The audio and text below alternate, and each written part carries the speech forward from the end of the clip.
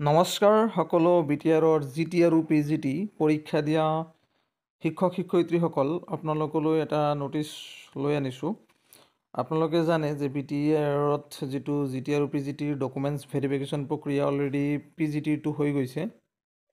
এতিয়া জিটিৰ যি ভেৰিফিকেশ্যন প্ৰক্ৰিয়া হ'বলৈ গৈ আছিল, তাতে এটা ৰিচিডিউল কৰিলে যে 2/5/2025 তাৰিখৰ যিটো ভেৰিফিকেশ্যন প্ৰক্ৰিয়া আছিল, সেইটো পঞ্চায়ত ইলেকশ্যনৰ কাৰণে আপোনালোকে ইয়াতে চাব due to scrutiny panchayat election 2025 তাতে লিখা আছে।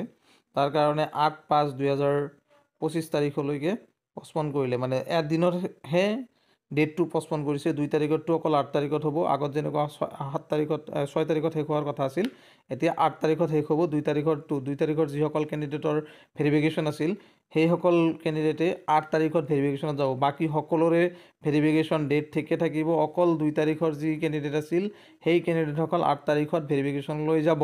এইখিনি আছিল। আৰু আপোনালোকলৈ আৰু এটা খবৰ আছে। আপোনালোকে জানে যে এসপ্তাহৰ ভিতৰত এপইণ্টমেণ্ট দিয়াৰ কথা প্ৰমোদ বড়ো ছাৰে অলৰেডি কৈছে। গতিকে আপোনালোকে নিশ্চিত মনে থাকক। হয়তো এসপ্তাহ বাদ দিয়ক, 10 দিনে ধৰক, পঞ্চায়ত ইলেকশ্যনৰ ৰিজাল্টৰ কথা আছে।